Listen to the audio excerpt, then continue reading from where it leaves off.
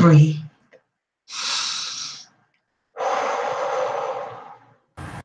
That's what I have to do right now. Is breathe. Greetings and welcome back once again. This is Amuna Israel Solonomics. I usually, very sparingly, greetings and welcome to everyone who's just joined us, cover certain topics because it takes a lot. It takes a lot.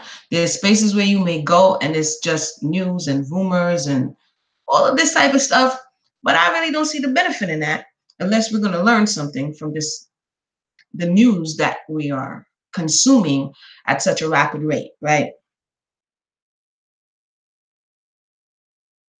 To sensationalize trauma, to sensationalize abuse and exploitation is part of the problem. For instance, and I'm going to get into what you see the title is.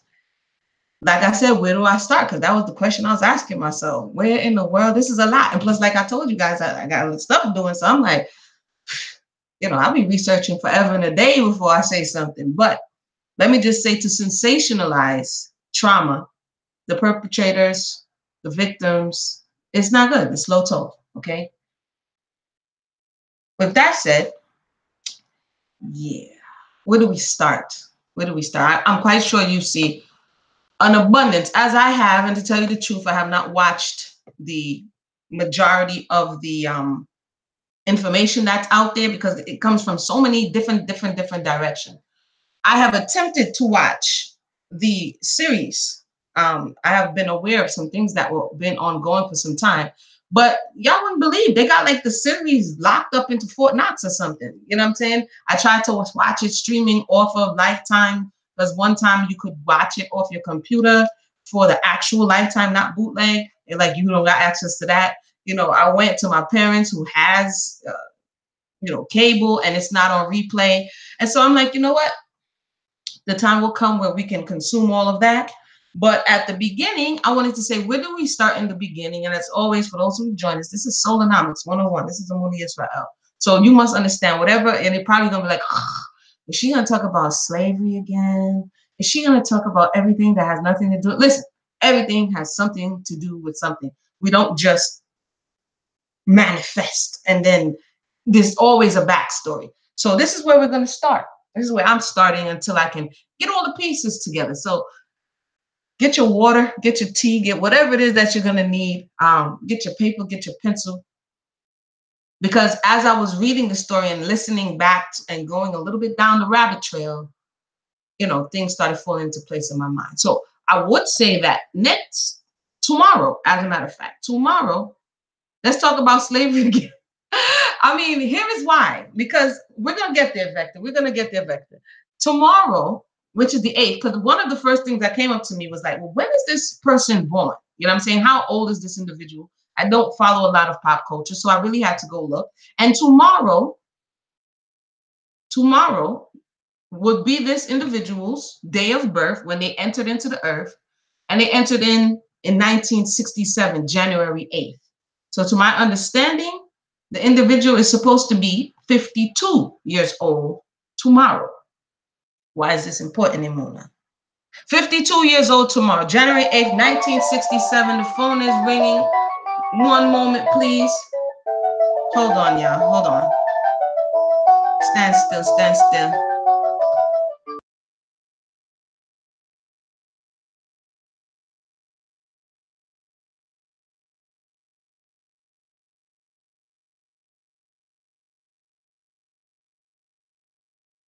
Sorry about that, y'all. I had to answer my mama. Y'all already know I love my mama. Shout out to my mama. So, anywho, January 8th, which is tomorrow, he will be 52 years old. I find this very interesting that all of this is re-emerging. I think it is kind of lining up why the people decided to drop it at this time. And his name is being called and his energy is reverberating through the earth. Some love him, some hate him, some defend him. What really happened?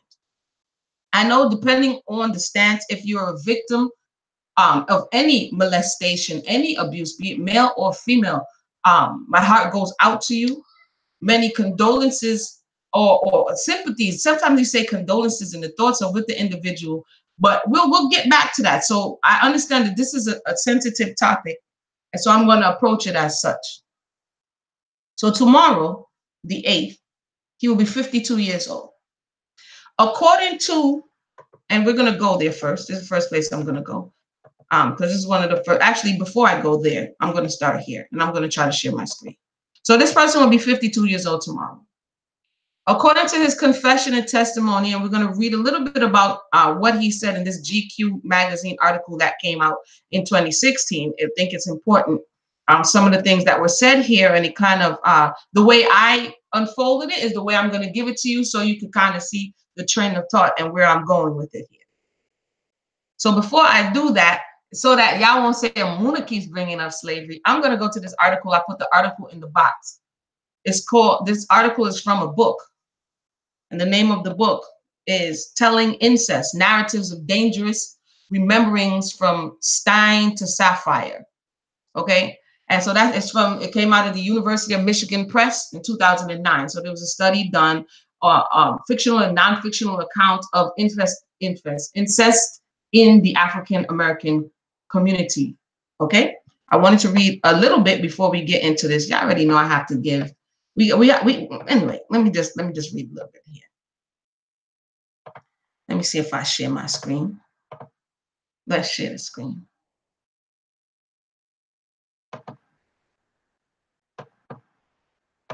Okay. So this is the article. I'm not going to read the whole thing. I'm just going to read a short part.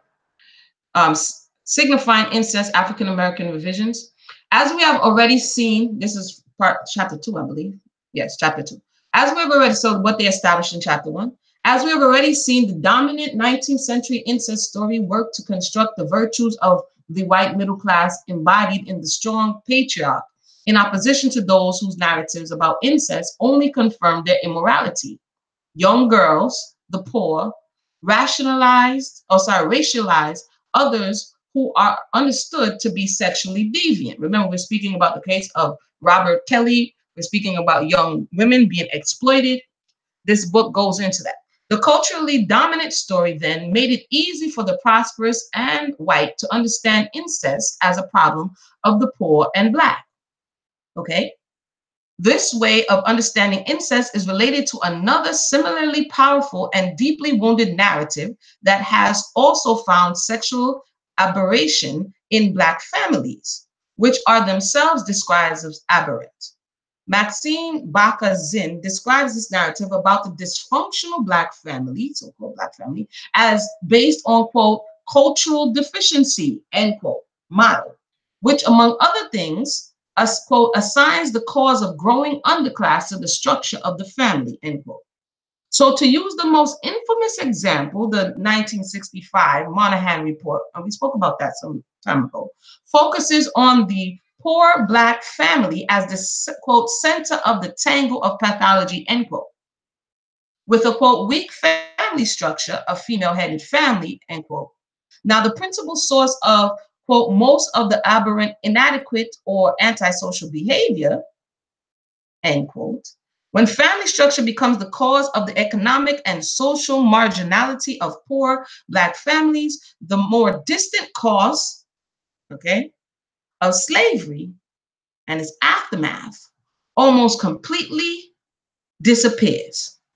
As a result of this, a colluding of the past, the African-American family can be constructed as a place where the victims of slavery and racism are portrayed as their own victimizers. This is what they wrote here. When I was doing a little research and I came across this, I was like, this is rather interesting. What they wrote is what we're experiencing. What they described is what we're looking at. But if I was to then pull out slavery out the hat, people would say, oh, you're going to go there. So I didn't want to go there. I wanted somebody else to go there so I could feel free to go there, okay? The idea that poor Black families are, quote, doing it to themselves, unquote, so to speak, is incorporated into the metaphor of the incestuous Black family, an inbred breeding ground of deviant Black men, too strong yet easily preyed upon women, and illegitimate children. In telling the incest story, an African-American novelist always risks making the structure of the family rather than other racialized structures in transition, such as patterns of employment, educational opportunities, provision of housing, and isolated origin for the impoverishment and violence in poor communities, communities that are often imagined in opposition to a fantasized white norm. Again, I put the link to this in the box. You could continue to read chapter 2. I wanted to bring out some points from that for what people on the outside may stop and look at this situation and say it is, and what people, when you holistically, to me, what I read from that is that if you look at it through this very narrow lens, you will say this is this deviant individual, which his behavior has become deviant, individual exploiting other melanated bodies, and this particular person needs to be condemned. And then you have other people saying, no, broaden the scope. This is caused by economic issues, educational issues. This is caused by these things that are fueling this environment that fosters this level of abuse. And then you have somebody says, boom, take it back a little bit further. And then that individual says, this is a result of breaking down the family structure due to the transatlantic slave trade, X, Y, and Z. You know what I'm saying? And all of those things have validity. It bugs me out when we have to say it's either or. Each issue is an extension of the previous issue, and it becomes exasperated as we go down the line. And so if we only look to crucify this one individual and not look at where this type of behavior manifests itself all throughout our society, we will be wrong. And we would do a great injustice to those who we could have protected but do not protect because we refuse to see what we're looking at. As it relates to this possible black or white issue that's going to pop up, and that like the article was speaking to, that some will say it's poor black people who experience molestation. We know that that's not the case. And in recent times, I read a book. I'm gonna share the book to show you that's not the case. This book is called God's Brothel.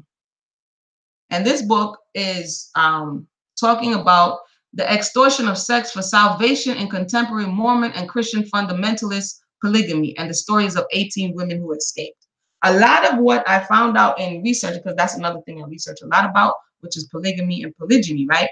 So in this book, this is European women and a European patriarchal structure, which is the Mormon church, experiencing widespread incest in their communities and in their homes. So no, it's not a color thing. It's a deviant human behavior thing. It's a power thing. And I just wanted to bring this book up just to smash that up real quick. Check it out. A very interesting book. As we proceed, we shall proceed. Thank you for those who just joined us. You have missed the intro, but no worries. We shall come around. But some of the things that were mentioned in that article about being poor, about being in certain economic spaces, I found are what were highlighted in, I'm going to start with Robert Kelly's first testimony, his interview about his abuse. He had written a book, and in that book, he gave information about his abuse. Okay, so let me go ahead and get this here. So we're looking at the man, the individual. If you come in from the lens of the star and all these things, then you have these two conflicting thoughts. But let me go ahead and share my screen on this one right here. This is the GQ magazine. I don't know how to get it to stop to do that. Okay. Oh, no, you didn't. Hey, shalom, shalom, everyone. Okay. So this is an article the next article that went upon when looking at, we're talking about incest, talking about how far it goes back, talking about the silence that surrounds it. And this is him in, I believe it's 2016, speaking about his experience. So I'll read briefly. In the book, oh man, what's going on here? Y'all trying to interrupt. Hold on one more time, everybody. One more time. My apologies.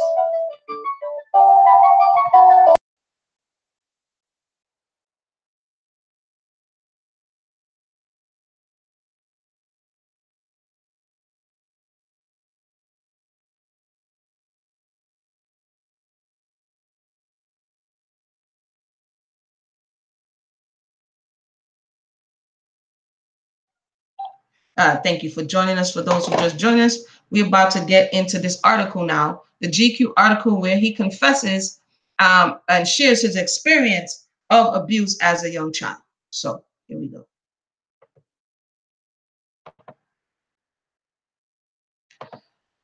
Hopefully it's sharing to everyone. Oh yeah, you can see it. Okay, in the book, he describes a number of premature sexual experiences, including approached by a trusted family friend, a man who he says tried to persuade Kelly to masturbate him for money, which Kelly says he rebuffed.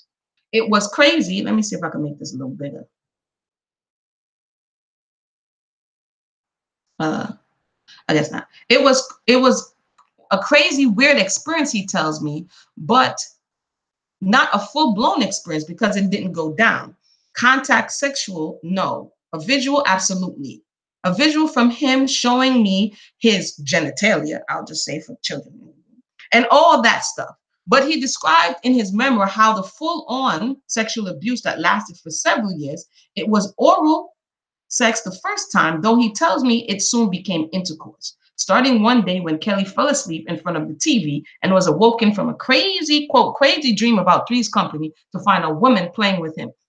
Why I think this is interesting is because when his brother, a few weeks ago in an interview that brought forth by the blogger Tasha K, the brother is admitting that the woman who's unnamed here was the older sister. This is what the brother is alleging, as they would say, right? In this whole world of alleging. This is what the brother forwarded about his experience. Here, R. Kelly is not saying who it is. The brother, who we're going to listen to in a little bit, says it's the sister. The book says nothing about this woman was connected to Kelly. See, says nothing about how this woman was connected to Kelly, other than implying that she was a regular presence in their home. But while we talk, he refers to her as a relative. He doesn't say this as though he expected to be any kind of revelation to me, more as though he assumes I already know it. I wonder if he even realized that she wasn't described like that in the book. At first, I couldn't judge it, he says to me, when I asked him if he realized at the time that a really bad thing was happening. I remember it feeling weird. This is about his molestation. I remember feeling ashamed. I remember closing my eyes or keeping my hands over my eyes. I remember those things, but couldn't judge it one way or the other. Let me make sure. Oopsie. Sorry.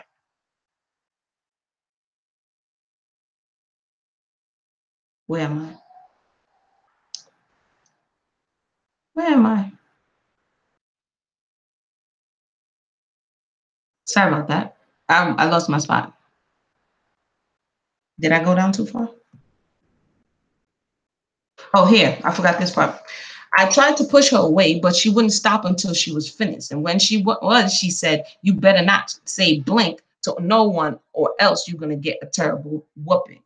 Now, again, as I said, the younger brother, Cary, is revealing that this is the sister of whom the mother would often leave to watch the younger children. And this is the time and opportunity that she used to exploit this power on him. So at this time, if the sister was, the younger brother was 6, the sister was like 15. And he said that R. Kelly was about 4 years older than him.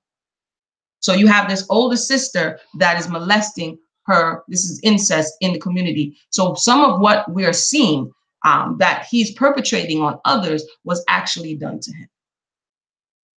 And now the victim has become the predator. It says, at first, okay, I said that.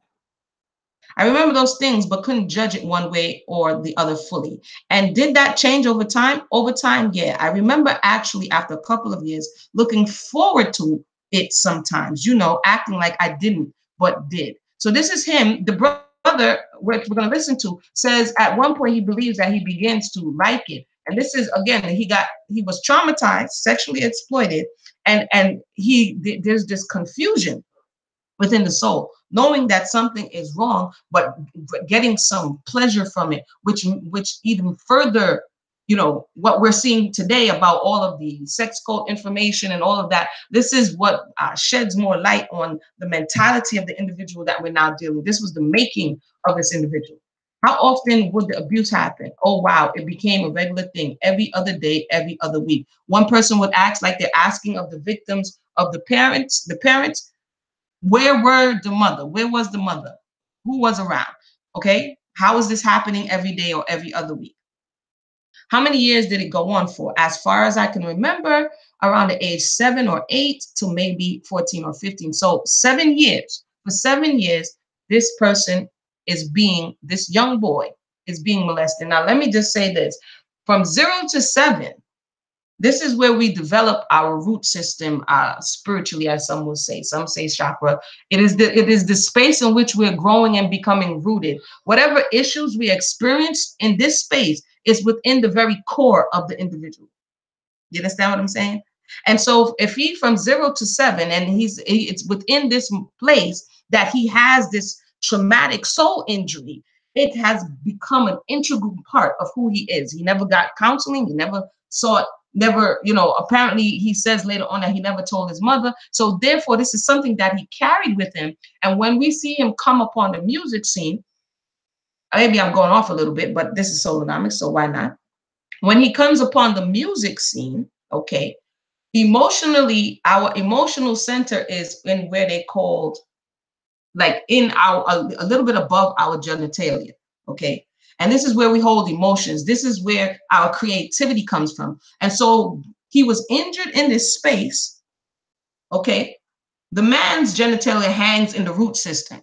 This is why he can engage in things and not be necessarily emotionally tied in. The female's genitalia is in this emotional space. However, emotionally, we both create or procreate out of this space. So he's procreating music. He's creating what everybody has come in love with through his injury, through his trauma. And so when you see him first come out, he's expressing this sexual trauma of which people are gravitating towards. But we'll come back to that later. I'm going to continue. So basically, this goes throughout from the time this starts in his root system, which is 0 to 7, and goes all the way throughout from 7 to 14. So those are two key elements in his growth and development that have been tainted. 0 to 7 and 7 to 14. That means that it's in his very root system and his sacral system. Okay. So this explains why he's so rooting in it and he has issues stopping. Did anything in particular make it stop? When I started having a girlfriend, I felt really bad about it. So now that's what shows you that he was emotionally now tied to the abuser, which the brother is coming out and saying that is his sister. Then I started getting older and knowing that's just not supposed to happen. Family members, meaning incest. And I think it started getting scary for them because I just started acting really different about it. And I think it became a turnoff to them and a scary thing. And so we're going to continue so that I don't get off track. Was the person doing this still around in your life? Absolutely. But eventually they stopped being around me. Are they still around now? No, I haven't seen them in a long time. Did you ever have a discussion with them about it? Tried it, but how long ago was that? Maybe 8, 9 years ago. Didn't want to talk about it. Didn't own up to it. Told me sometimes when you're kids, you think you've gone through something or did something that you didn't do. Probably was a dream. Things like that. But it was definitely not a dream. His brother also testifies to a similar experience of having spoken to the sister and telling the sister that he forgives her for violating him. And the sister pretends that nothing of such sort happened. They asked the question, they're an actual blood relative? He says, yep. What do you think now about what they did? He said, I will definitely forgive them. As I'm older, I look at it and I know that it had to be not just about me and them, but them and somebody older than them when they were younger and whatever happened to them when they were younger. I look at it as if there was a sort of like, I don't know, a generational curse, so to speak, going down through the family, not just starting with her doing it to me. So during the time of this interview, I'm going to stop the interview right here. You can continue to read that so that the video doesn't go on forever in 2 days. You could continue to read that part of his experience where he is aware that this could not have started with the individual and now the victim becomes the perpetrator. Okay, we're going to continue.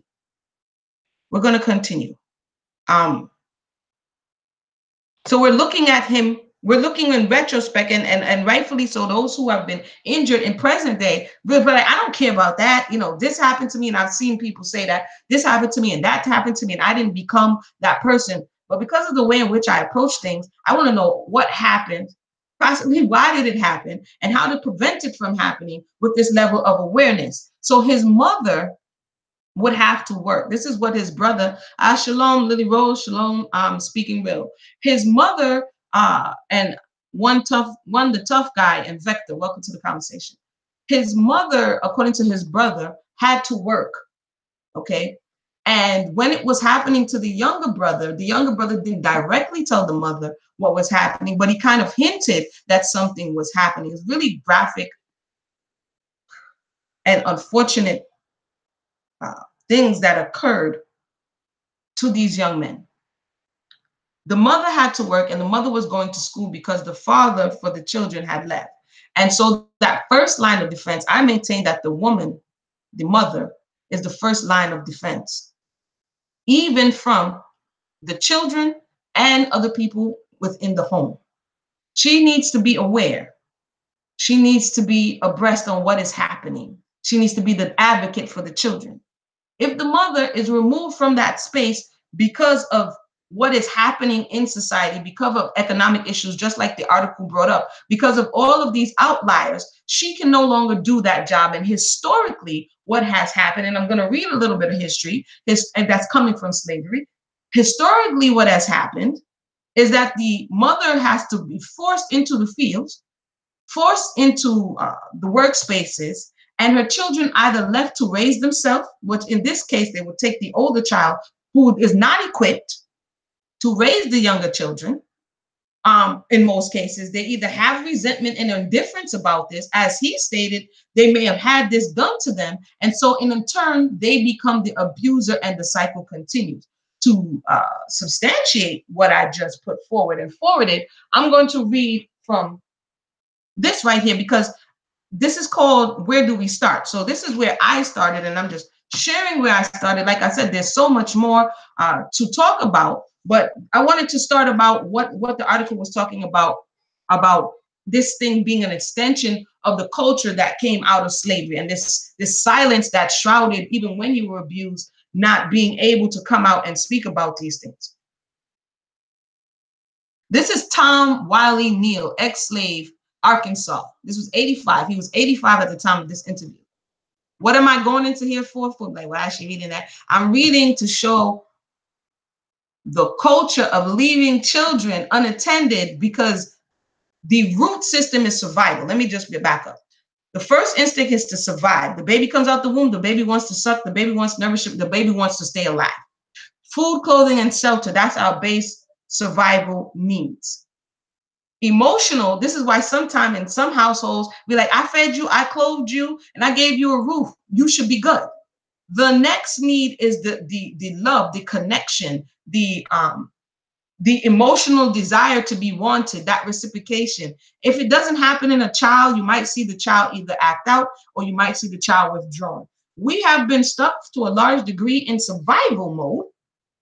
So this survival mode that's supposed to only turn fight or flight survival mode, that's only supposed to turn on for a limited time, we as a collective have been in this survival mode for about 5+ years, okay? Because you're in a hostile environment.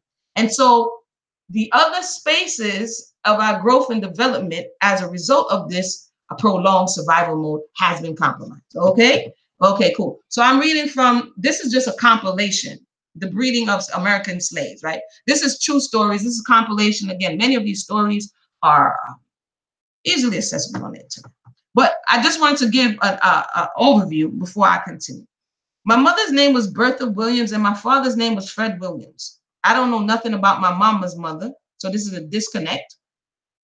Yes, her name was Creasy. My father's mother's name was Sarah. She got killed by lightning. Okay, he's going to go on talking about whipping. I want to jump down here. He says, my mother had so many children that I didn't get to go to school. She had 19 children, and I had to stay home and work to help take care of them. I can't write all that. Okay, wait, no, wait. Sorry. That was Lula Jackson saying this. This is Lula Jackson. She was 79 at the time. So Lula Jackson is saying this. This is the testimony of many people that in R. Kelly's particular case, there were 4 children, 3 boys and 1 girl. And the girl was the eldest. And she was the one who was left to look after the children, being R. Kelly, his older brother. They said his name was Bruce, and Cary. She was the one who was to be that maternal figure while the mother went out to look for food so that they can be sustained and they can eat. Okay, so the narrative in many cases have not changed. Okay, this is Henry Dole. My oldest brother, one older than me, burned to death. My mother was a field hand. She was at work in the field.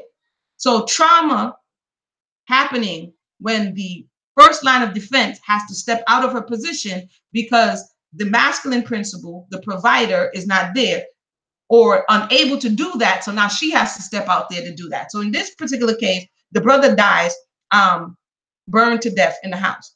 She was at work in the field. When she comes to the house, the cabin burnt up and the baby burnt up too. So the baby, a lot of times the baby was left by himself. I'm trying to find some of the spaces that speaks about the baby having to either be left by itself or being left with the younger children who was too small to go into the field. I shall continue. Or with somebody really old. So in this case, Lula also goes on to speak about who was minding or tending the children. We had an old lady named Aunt Charlotte. She wasn't my aunt. We just called her that. She used to keep the children when the hands were working. If she liked you, she would treat your child well. If she didn't like you, she wouldn't treat them so good. So in this case, one would have to ask, how well did R. Kelly's sister, I believe her name is Theresa, like her siblings or like have to be in the house? How well did she like them? Question. Her name was Charlotte Marley. She was too old to do any good in the field, and she had to take care of the babies. If she didn't like the people, she would leave the babies' napkins on all day, wet and filthy. So this is basically essentially child abuse, somebody feeling indifferent or resentful to, and I'm just reading just to, shape this conversation up a little bit. All right. I put little markers here so I could find out where I was. Okay, this is from Fannie Johnson. No, ma'am, I never worked in the field. I wasn't old enough. You see, I helped my grandmother. She's the one who took care of the babies. All the women from the lower end would bring their babies to the upper end for her to look after while they was in the field. Once again, leaving your children with someone else because you had to go to work. When I got old enough, I used to help rock the cradles. We used to have lots of babies to tend. So you can't possibly look over and meet the needs of all these children. The women used to slip in and nurse their babies. If the overseer thought they stayed too long, he used to come and whip them out to the fields. But they was good to us just the same. We had plenty to wear and lots to eat and good cabins to live in. All of them wasn't that way though. So her concern was, this is somebody who at the time was too young to go in the field. But once again, you hear good cabins, lots to eat and wear. Those are the base needs. And a lot of slave mentality was that if our base needs were met, we were okay. This is where we're still at in today's space and time. Survival mode. It's not a condemnation. It's just looking at the reality of the experience that has trickled down. The article that we read earlier, for those who missed it, references, I think you got enough of what I was driving at here. The article that we mentioned earlier mentions the Monahan report. And if you're not familiar with the Monahan report, it is online. It came out in, if I'm not mistaken, the 60s, the middle 60s, which blamed matriarchy, Black matriarchy, for the condition of people today, for what became the welfare queen, for what became the state of the Black family in America. So check that report out, because it is what is one of the pieces misinformation that formed this trope that continue to be perpetuated. Because the melanated man was stripped of his power, he was stripped of his authority, he was stripped of his agency, and the woman had to step into a position to survive. Then the blame was shifted from slavery, from disenfranchising the people, into a space of, it's her fault and everybody should blame her. And that's where it is still today. It's her fault and everybody should blame her. Then I was thinking, there was one more. There was one more. And feel free to leave your thoughts. I'm gonna come to read it. There was one more book that I had read, and I was trying to remember one of the true stories of that was a true story. But then I remember this book because it was right in the beginning. Okay, Coming of Age in Mississippi is a true story. The classic autobiography of growing up poor and Black in the rural South. Anne Moody. Anne Moody is the one who wrote this book. It's a very, very interesting book. But nonetheless, I remember the book opened up as such.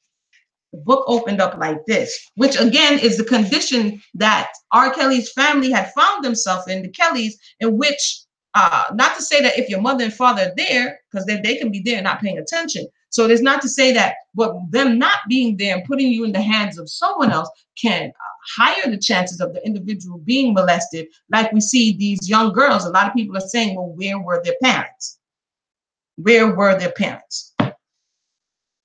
So in this particular book, it opens up where she began the story that they lived on a plantation. But let me just jump down. Mama and Daddy had 2 girls. I was almost 4, and Adeline was a crying baby about 6 or 7 months. We rarely saw Mama and Daddy because they were in the field every day except Sunday. She's writing this book in the 50s, 60s, I think the 60s. So don't think this is like all the way in slavery time. She's writing this book. So they're still not seeing their parents. It says, we rarely saw Mom and Daddy because they were in the field every day except Sunday. They would get up early in the morning and leave the house just before daylight. It was 6 o'clock in the evening when they returned, just before dark. So they were just trying to stay alive. George Lee, Mama's 8-year-old brother, kept us during the day. So this continues straight out of slavery into the civil rights time, the leaving of children with children.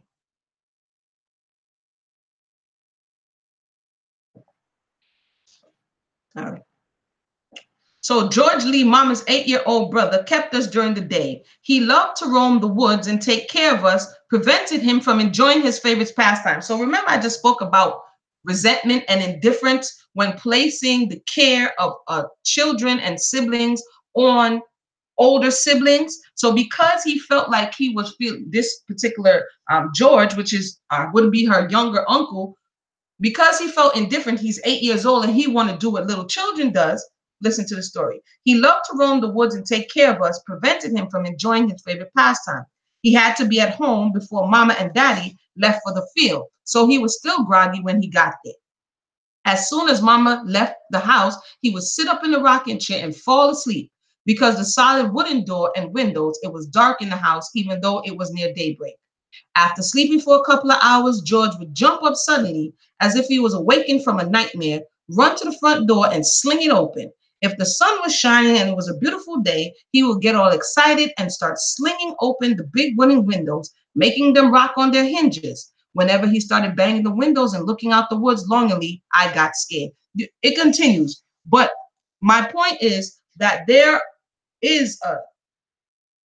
was and still is this mentality that children can raise children. Okay, this is a very interesting book, by the way. So now I'm going to go back to R. Kelly's story because everybody probably think I've been around the world. I'm going to go back to the story now and play a little bit of what his brother was saying of how he experienced the abuse and what we are seeing now of what R. Kelly went on to do in abusing these young girls. Let's talk about the family member that R. Kelly has never mentioned. Okay, he's talked about it sometime, like he's kind of mentioned it here and there. He was molested by a family member. You and I had a conversation about 2 months ago, and you gave me the specifics on who the family member was and the details. It kind of took place, and I'm a molestation victim, so I can understand I was molested by my uncle, but surprisingly, you guys were both, your brother R. Kelly and you, Cary Kelly, were molested by your own sister, Theresa. Okay, so wait a minute. So this came out recently that, as we see, he would say who it was, but he wasn't to the point where he would call names. And so now his younger brother came on and was willing to give the name and say who it was, which is the sister. Okay, can you? We got a lot to unwind here because I want to understand, like, how old were you when this first happened? I was around 6. Around 6 years old. 6 years old. Now, how old was your sister at the time?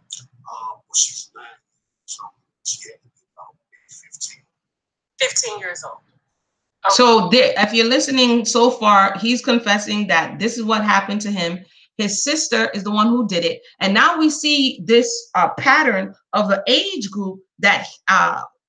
Kelly goes on to continue to attract or be attracted to, the age group of which he was violated in, which is this for him, 15-year-old, this 14, 15, 16-year-old, this space is where the trauma occurred. Okay. Now, is she the oldest sibling? She's the oldest.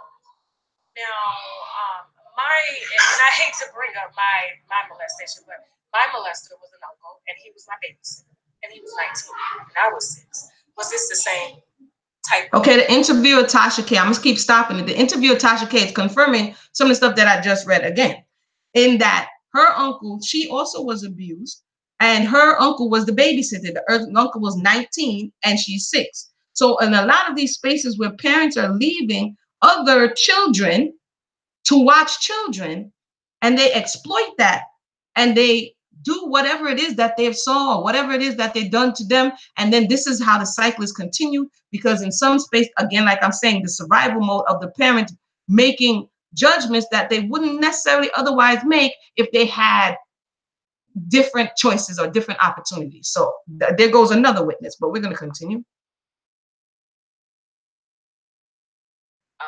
Case, was she your babysitter? Yes, yes, because my mom, she was going to school to take care of us. So my sister watched us, and my mom trusted her. And I pretty much just was even afraid to tell my mom. I didn't. I wish I could play it through the thing, but hopefully it's not too low for you. She asked if the sister was the babysitter. He says yes, because the mother had to do what? Work. You saw the interview earlier. Very interesting. So feel free to leave your thoughts, the tough one. So the mother had to work. Same thing we read, same thing we read, same thing we read. The mother has to work. The father, it's because sometimes the father's there and the father becomes the abuser. So this dynamic is not just on the male or the female, because in his situation, it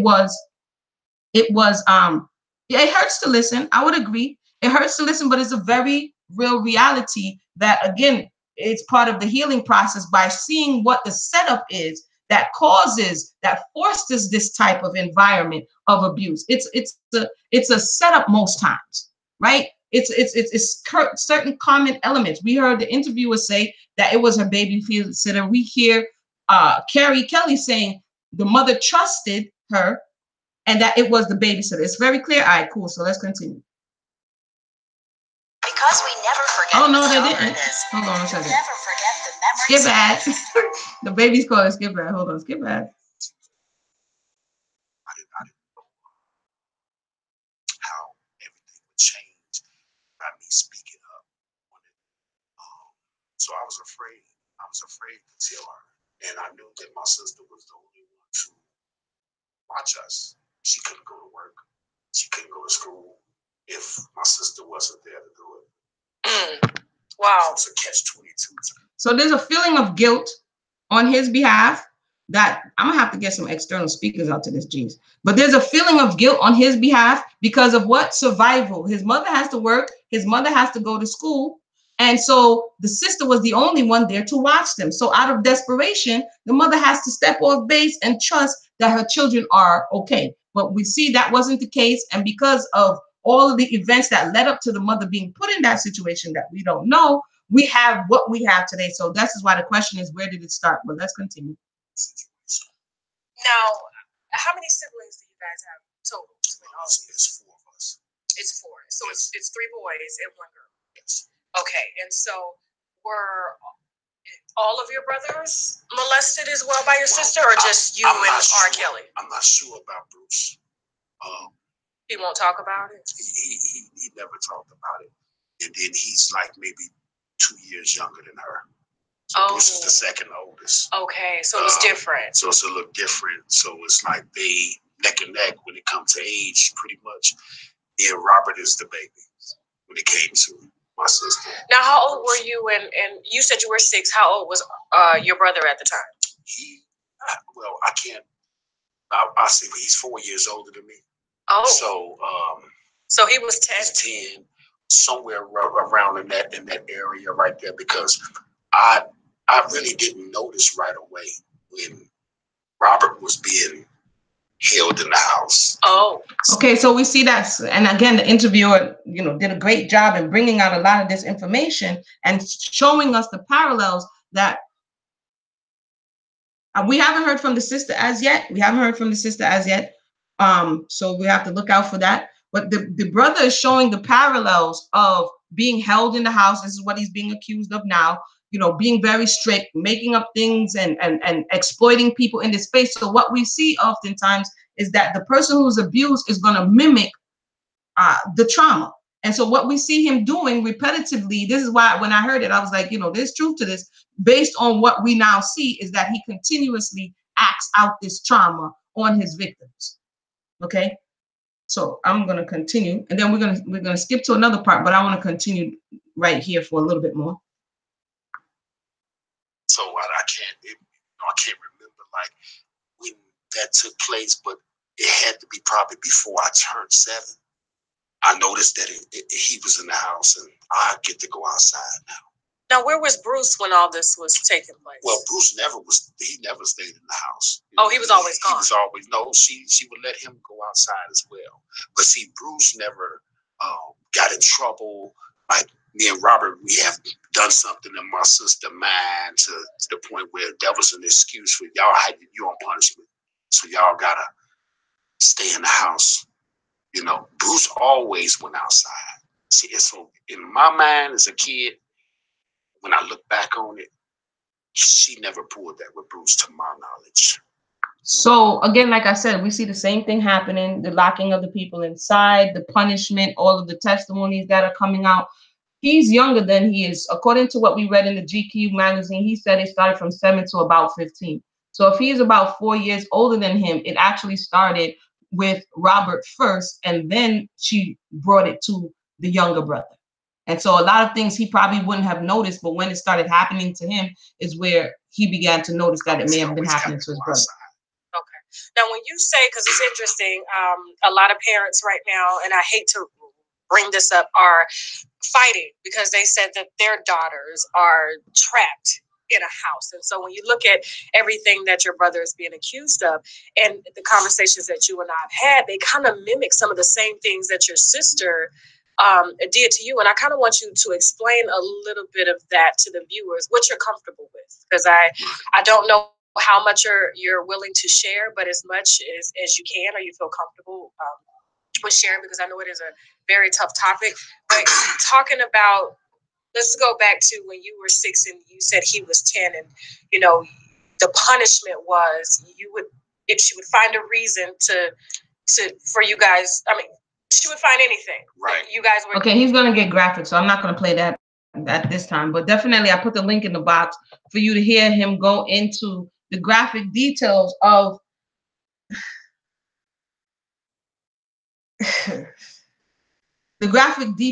his abuse. And if you read down more in the article, the GQ article, Kelly is on record by saying he never told his mother to the day that she passed. He never told her, and he wished he had.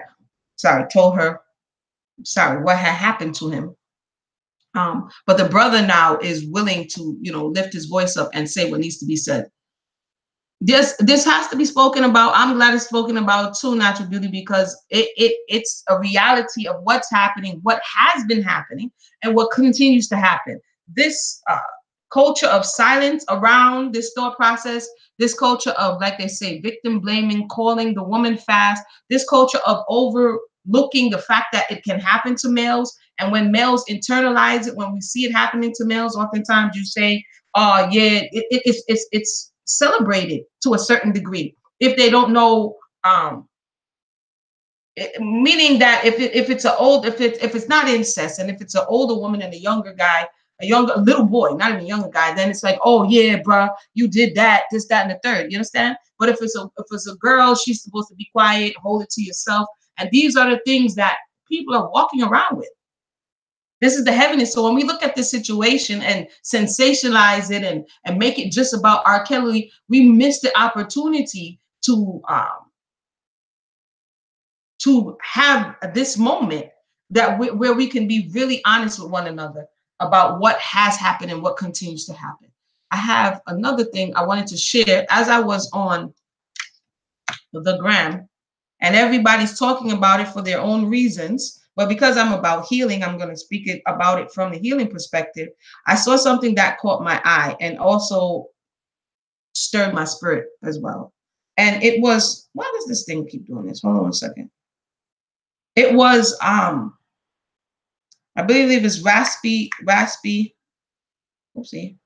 Yeah, Raspy Raw's posted something to prompt the people to share and to, actually it says this, post the name of your family member that's the molester in the family. Let's expose them all, the cussing pastor. And what's interesting is the assumption that every family has a molester.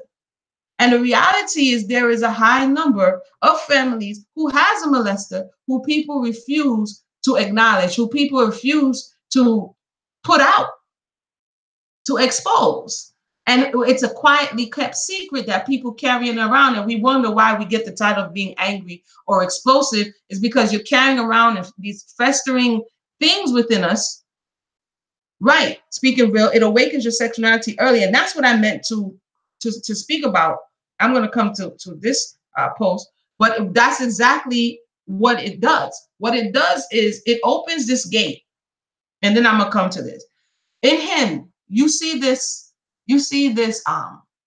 wide open ability to express himself. Okay, so that energy, that trauma, that energy didn't get trapped in him. His coping mechanism, because we all need coping mechanisms when we're dealing with pain and trauma, right? And depending on the personality and the individual, you're going to have different coping mechanisms. His issue of the inability, and he says it in the interview, his inability to read and do math. That means his inability to intellectualize and verbalize, his thoughts and convey it in a way outside of music is challenged. And so where he feels most comfortable, his space of expression is in music. So the gift that he was given, he had to use it to channel this pain, this perversion. But what actually happened through our consumption of this perversion is that it infected everyone else, because your ears are portals. I've said this before in other spaces. The woman's reproductive space is a portal. Your ears are a portal, right? And so when he was forced into a space of trauma at such a young age, like I said, it internalized. And what else did he do with it? He pushed it back out into the world. And when he pushed it back out into the world, he attracted more of like kind, because that's what happened. Like kind attracts like kind. And he pushed it more. So that what it told me, if you look at the music that he was singing and the things that he was saying, and he had such an audience for this music, that means many people were vibrating on the same level that he was and is. And this is why you see later on, when all this information is coming out, people still saying, I don't care. They have an emotional connection with him. But when you go back, for instance, like they say, his music is going up now because people are going back and listening to it. But when you go back and look at one of the first things he released, which is 12 Play, look at what he's saying and then listen to what the brother is saying that he was forced to do at 10 years old and 6 years old. And you're like, whoa, you see it in a whole new light now. This is what the individual was forced to do. And again, like I said, this is his almost, I would say, only channel of release. And essentially he released it onto the world.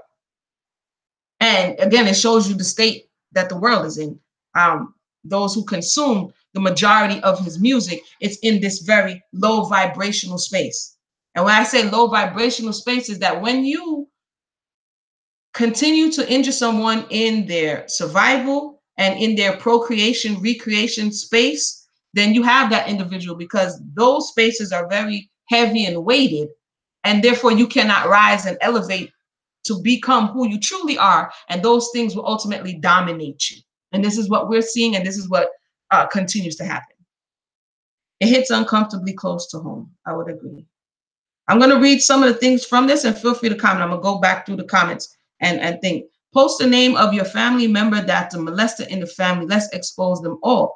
And what I found interesting, because I like reading comments, one of the first comments was, my cousin, Don Shay Williams, incarcerated, used to watch my sister and I, same thing, when my granny went on errands, same thing.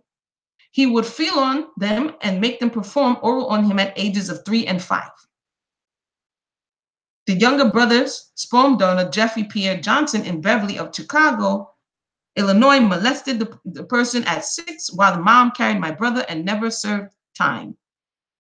And then the person goes on. And you can read, comment after comment of very similar stories.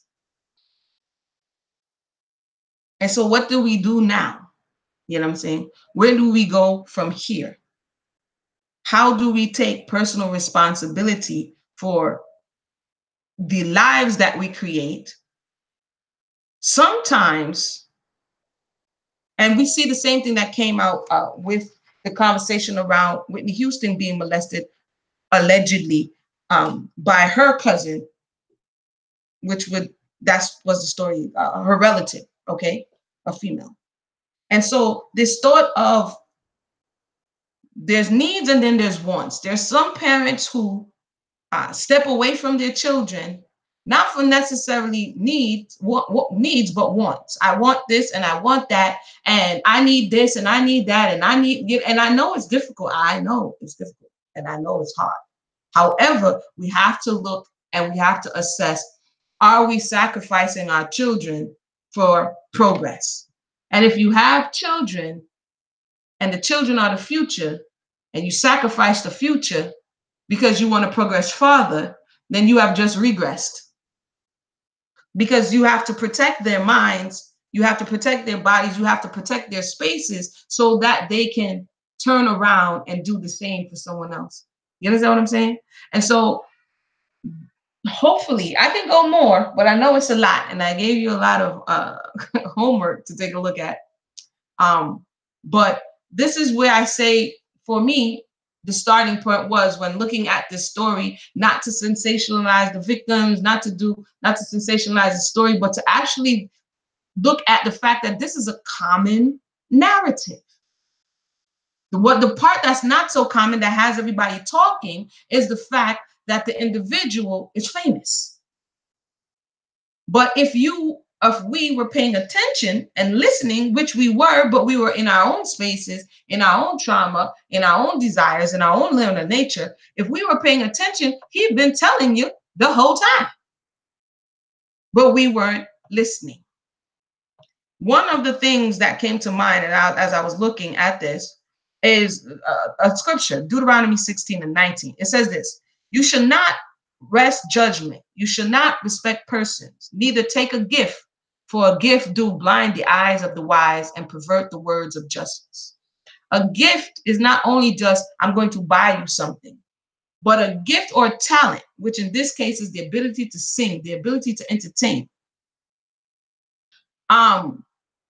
is what blinded the eyes of the people, the public, who allowed him, propped him up to get to this space where now he feels that I'm untouchable. Because the gift of his talent, how he makes you feel, is what blinded the eyes and perverted judgment.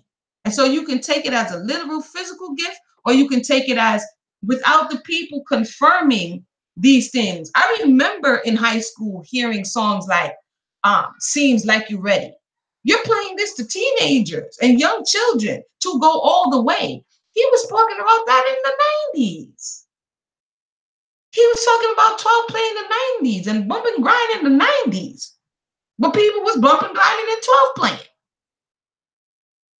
This is over how many 20 plus years of this type of, you listen to the lyrics, it's not just entertainment. And the majority of those songs, he's writing it himself.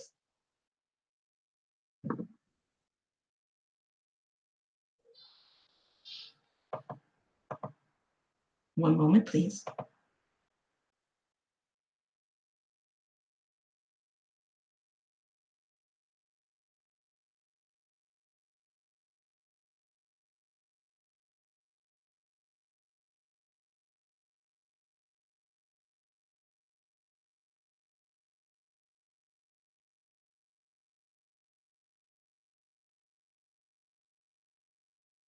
Sorry for the short commercial break. I had to check on everybody. So a lot of these things he was writing aforetime, but whether or not we actually, it mattered because it was entertainment, right? You know, it didn't matter, but now it's no longer entertainment. And then we're like, and that's the thing, entertainment and reality, it's a very thin line. Because again, how many times have you gotten into a situation and be like, I saw this in a movie. And then you took the thoughts and information from the movie and incorporated it in your life and it became reality. So how many times did you listen to a song and internalize the song and the information, this beat, the song never goes away. You could have read that song at 3, changed your whole life. And if you hear that beat drop, I bet you remember those lyrics. And how many times has this happened and where these thoughts and songs have been acting out and become the reality of the people? So let me go back. We see the tough guy says that white supremacy shouldn't be the ones that punish Robert Kelly. We should be the ones that punish him. It says white supremacy is trying to make black men the face of Me Too movement while letting all the white. And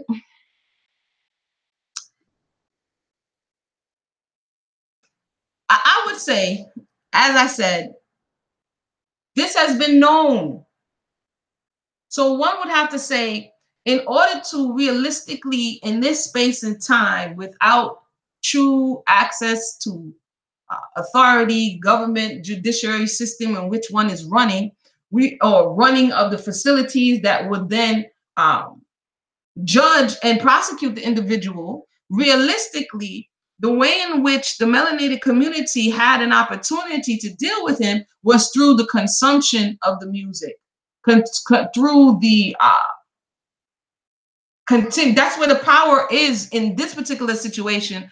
And so I'm not sure how,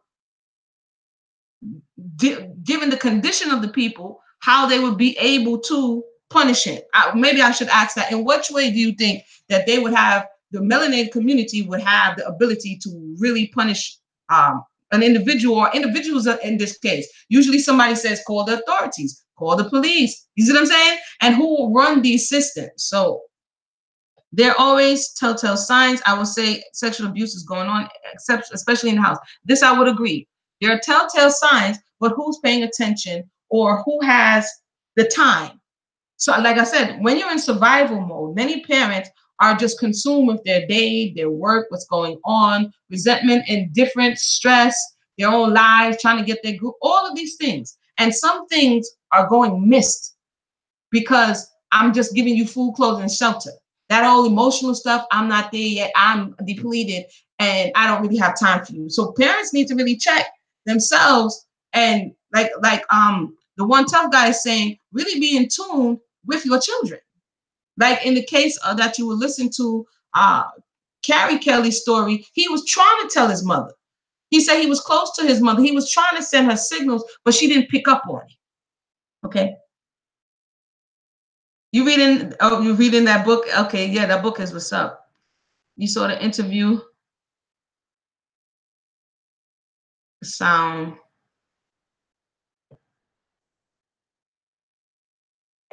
I'm so glad. Okay, boom, boom, boom. Awakening your sexuality. We spoke on that.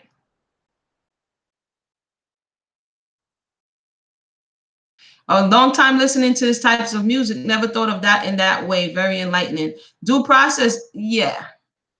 I remember.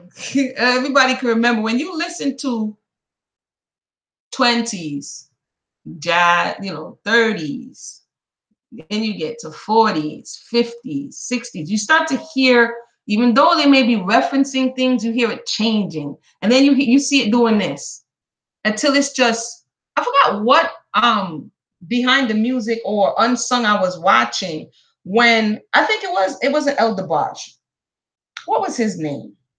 I can't remember his name right now, but he was saying when the first time he put the word sex in the lyrics, which up until that time it wasn't there. It was referred to, it was alluded to, but it wasn't really there in the lyrics. That he was like, whoa, because up until that time you left things for adults to adults, but when the music became, especially in the 90s, it got raunchy.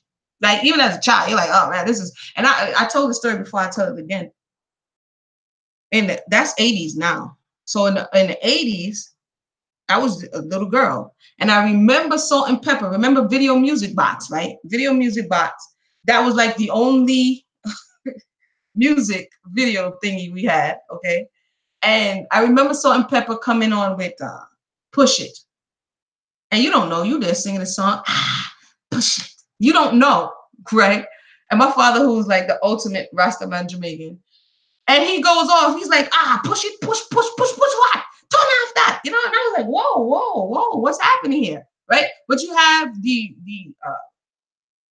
adult who's listening to what the subliminal, but that the child does not have the experience to understand. And you have the adult there curving it, being like, yo, what are you listening to? Turn that off. But as we go along, you learn later what they were talking about and the direction that they're guiding the children in slowly, and ultimately where children today end up. I'm listening to some of these songs because I don't really listen to music because it's not really music no more. And I'm more listening to reggae, right? And I'm like, what are they saying? It is lewd. Okay. So as we saw before, they are opening up the portal for demonic possession. And that's another conversation, but this sacred energy exchange, SEX, sacred energy exchange, that exchanges and procreates energy, manifestation of, also the ultimate energy is the manifestation of another being. But when it's perverted and the energy is being exchanged, then it opens the door to all kind of spiritual activity, all kind of depressions, all kind of things that you cause to come into your body because you're coming into contact with someone in a very spiritual way, but it has been based to just a physical thing. Okay. I long stopped listening to these types of music. However, I never thought of it that way. Mm-hmm. We need to take our children with us. If they can't go, neither should I. And that's me. People invite me like all over the place. And at this very young age, I'm like, yo, they can't go. I can't go, because this is what it is right now. What was the website to post your predator? Oh, that was on Instagram, and the post was from Raspy Royals. But there is a sister who has an organization, and I shared her information before. It's called Tell Somebody. I think it's called Tell Somebody, where she has been doing this for some time, where people tell their stories. If they feel comfortable, they show their faces. If not, they have it's a sizable platform. I guess I'll put it in the link in the box on Facebook. It's a whole community of people being able to share their stories. And she's been doing it for some time now. People being able to share their stories and telling what happened to them. And it's a part of their healing process. And definitely, as someone said, get help, get counseling, get someone to help you move through this trauma, because that's what it is. And like I said, if the trauma happened in 0 to 7, it explains a lot about how you relate to the world around you. If it happened from 7 to 14, in that area, it also explains a lot about your relationships and why communications, and why there may be trust issues, why there may be spaces where there may be low self-esteem. So it's important. What I realized on my healing journey, just from life, is that it's important to pinpoint where these things happen, because you can begin to reverse engineer certain things that you are seeing and experiencing in your life on a continuum.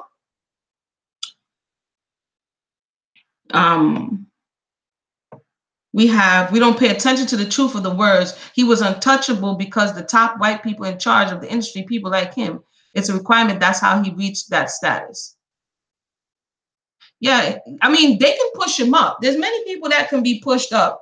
But if there's no market, just very simple business economics, if there's no market, then he wouldn't have so much staying power. And his ability to be still relevant and have so much staying power so many years later show that there was a market for that level of exploitation, his expression of his pain, and people willing to consume it. You know what I mean? That happened to me with Juicy by, oh, I don't even know that song. How that song sounded, I don't know that song. I know that song.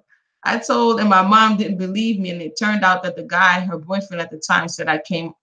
See, this happens often. I was 13 at the time, and I'm now 38, and I'm still hurt because she didn't believe me. And wow, thank you for sharing natural beauty. And you know, much positive healing and energy and light and love goes out to you, because what you're sharing continues to be a common narrative where, and you saw this, you kind of saw this, not your particular case, but you've seen some of the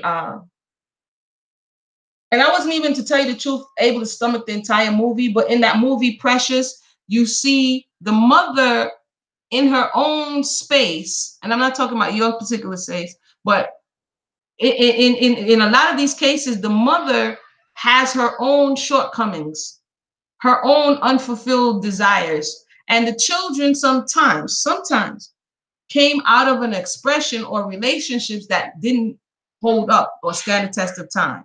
And so the mother sometimes is short-sighted in putting a lot of trust in somebody, the male counterparts that come into their lives, that's going to make them feel whole. Yes. Hold on 1 second. 1 second, people.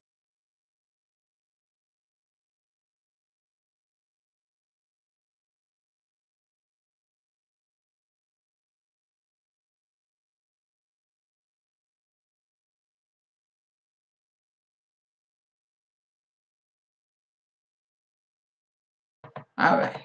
The mother, like I was saying, the mother oftentimes in her own space needs somebody and feels like she wants somebody to lean on. I forgot what it is I was looking at, and the mother's like, you know, don't mess this up for me. And so sometimes if the child represents, and this is just another perspective, if a child represents the failed relationship, if the child represents the father who left them, if the child represents the hardship, and the man in the mother's eyes is more weighted than the child, the mother goes into denial and denies the child as opposed to the man who's fulfilling this need that she has, if that makes any sense. And so for the child, like you're saying, in your experience, it's hurtful. Like, wow, you're supposed to be my mother. You're supposed to be the first line of defense. You're supposed to believe me. You're supposed to look out for me. But if you look at the parent's perspective, oftentimes that may not be how every mother views their children. And that's a painful reality to face. But the reality is that some mothers who sacrifice their children to a certain degree or know of things and allow it to continue do not necessarily or feel disempowered, because some mothers, this happened to them or this happened to someone they know, and their solution is just to be quiet. You see what I'm saying? Their solution is just to tough it out, because possibly this person is providing for me that physical stability, that root chakra base needs, food, clothing, and shelter, that need to be loved. Something that the child cannot give the mother, of course, because then that would be another issue. Okay. And so the mother picks the boyfriend, or the mother picks the new husband, or the mother picks whomever. And that's also something that we see repeated.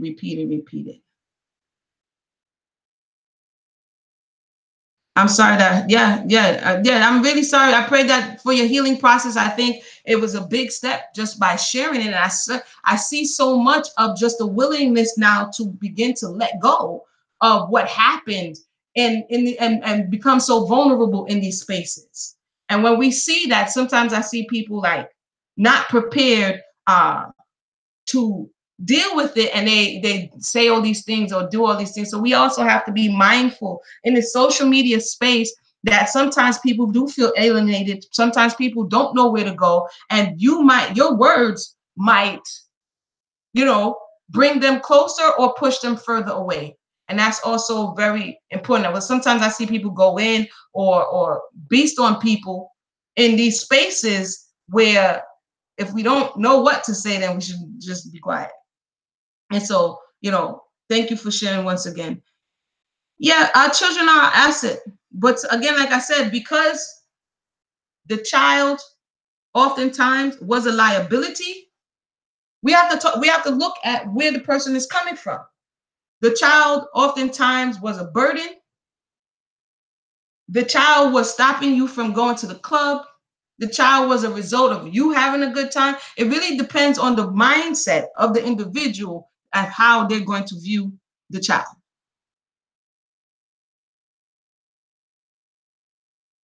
What's this? What do you think about YouTube pedophiles watching children live streams and requesting them to do dares? I think where are their parents? Light work, where are their parents? You know what I mean? I think where are their parents? If the parents are the first line of defense, then where are their parents? And why are the parents allowing the children to be exposed and vulnerable in such a way that they can interface with strangers? Like, why is the child on YouTube? You know what I'm saying? Why is the child interfacing with strangers on YouTube? Where's the mama and the daddy? Where are the people? Where's the guard system? And essentially, from the YouTube pedophile perspective, of course, it's wrong. It's wrong. And if we know that we have people out there who are exploiting children, I don't know, my goodness, I didn't know all this stuff was going on. But then we have to be more vigilant. Vigilant individuals, vigilant as communities, to not allow, because yes, this place right here is a rabbit hole. It is. It's a rabbit hole, So with that said, I think I shared, if anybody doesn't have anything else to share, I think I shared a lot. Again, so the article is down below. The interview is down below. That doesn't absorb him of guilt. It doesn't negate the pain and hurt that he caused. I didn't get to watch the fullness of the interview or the 3-part series, but then I'm sure that there's many questions that I'm going to have there as well. I did watch a few, I'll say this, I did watch a few older interviews of victims. And again, gifts blind the eye and perverts judgment. And some people being attracted to this stardom, to this level of idolatry, because that's what it is. Worshiping and, being in awe of a person because of what you feel they make you feel. People and parents and what they represent to you, money, opportunity, whatever it is, people forego common sense in order to be in the presence of idols and so-called stars. So there's a level of accountability in general that we have to say is the responsibility of we the people. I remember as a young child, and I'll leave it at this, my parents always told me, when you go to school, and I was just trained, you go to school and like, who's your hero, this, that, and that. And apparently, like, I had like some straight up rest up, like, no, no hero. You know what I'm saying? No star, no item, no. So this thought of putting posters on your wall and aggrandizing personalities and this person is above you, that wasn't a thought that I was programmed with. And so when I've come into contact with people who have been accomplished in the eyes of the people, you're a person. Hello, shalom, peace, how are you? It's not to take away from your accomplishments. It's to say that you're a person.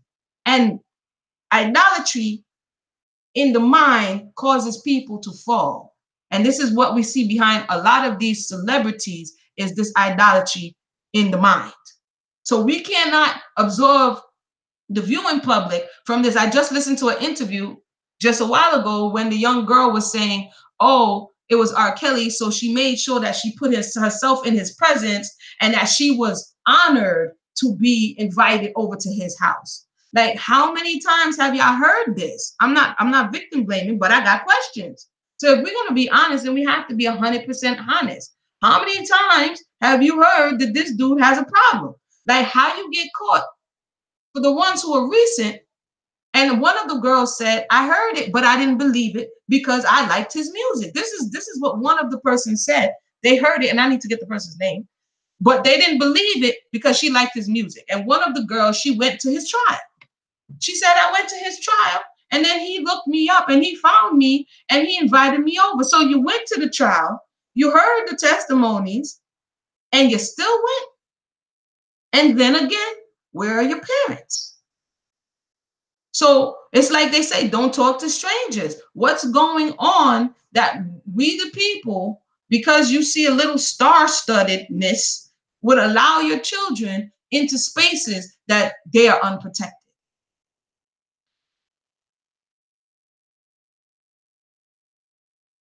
You hit the nose. You hit it on the nose. I just found out when I got grown, it happened to her, and she was 4 until she was 7, and she didn't tell my grandmother until she was grown. Right? It's generational. It's generational. It's generational. This abuse, this exploitation is intergenerational. And until someone stands up, like what is happening, and says the buck stops here, and not just blaming the one individual, but all of the parts that fail the whole, can we move forward? People have to be willing to say, yes, I played that part. I thought something, I felt something. Women are very intuitive, especially if they're aligned. So to say that one is not aware of something happening, one chooses sometimes to ignore that because of whatever else you're weighing it against. You know what I'm saying? If you're weighing it against lights being cut off, no food, being lonely, if you're weighing it against that, you say you let the individual, you let the child, whoever it is, take the hit. And one has to be honest about that. But when you come to elders sometimes, when you come to people who perpetuated or failed you as a child, they're not willing to accept that. And so you get, that didn't happen, or what did you want me to do? Or I did the best that I can. You get these things, and then as the person, you're like, well, dang. You know what I'm saying? Wow, that was cold. I can go on. Again, I'll show you. I didn't put this book link up there, but this one is speaking about, I read it because, and I'm going to recap. I read this because it spoke about her experience and Moody's experience with children raising children because the parents had to work. And some of the narratives I read out of this speaks about children raising children because the parents had to work. And then I didn't read out of this, but this is just to dispel the thought that this only happens in the melanated poor community, because this right here is about the Mormon community and the high levels. I actually watched a video one time coming out of the Mormon community where one of the girls confessed that she doesn't know one person who wasn't molested by a family member. Let that sink in. She doesn't know one person who wasn't molested by a family member. That's because of the way in which their structure is set up and this closed space of which power is stripped and boundaries are crossed. The article is in the box. The videos are in the box. I hope you, like someone said, was able just to look at it from a different perspective, possibly, and then look into our communities and be honest with what it is that we're seeing, what it is that we've experienced, and how do we move forward? How do we start the healing process if we haven't? How do we get help? How do we walk through these spaces? Because like I said, there are people who would rather cover it up than deal with it. And this is something that eats deep into the soul and the consciousness of the person. Sexual abuse, physical abuse, and sexual abuse, and emotional abuse. But sexual abuse eats into that space of you that causes all kind of imbalance through other spaces. It makes you too vulnerable, or it makes you too closed. It makes you too boisterous, or it closes off your voice. And then it disconnects you. And one last thing that the brother mentioned that I thought was, I was like, what? That the sister who perpetrated these vile acts was ultra spiritual and has found religion and found God.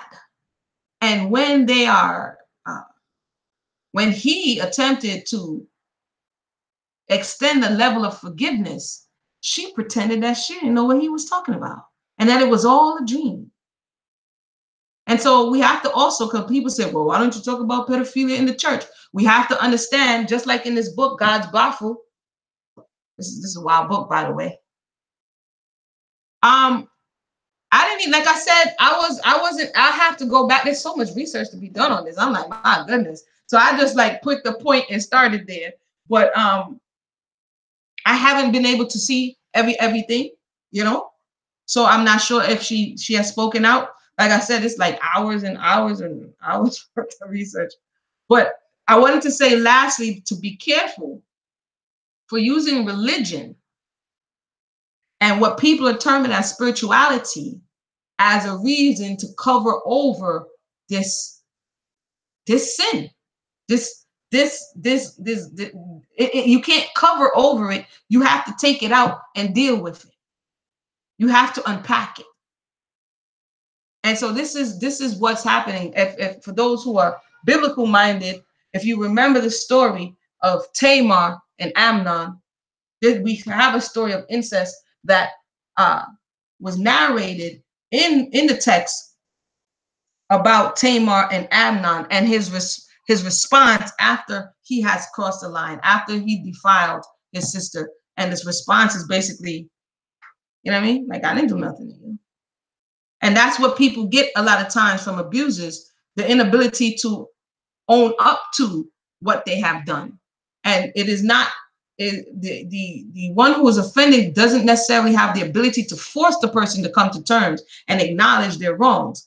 But we, the people, can then own our truths and what we've experienced and move from there. And it's easier said than done. But may the Creator always continue to be with us as we walk on this journey in this imperfect space, and hopefully elevate to become better beings.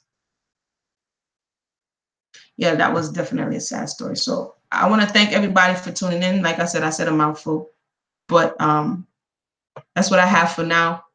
When they release the ability for me to, they won't even have it on demand. I don't even know what's wrong with them. It isn't anywhere, and I'm quite sure it's strung together in a way where it's speaking about the victims.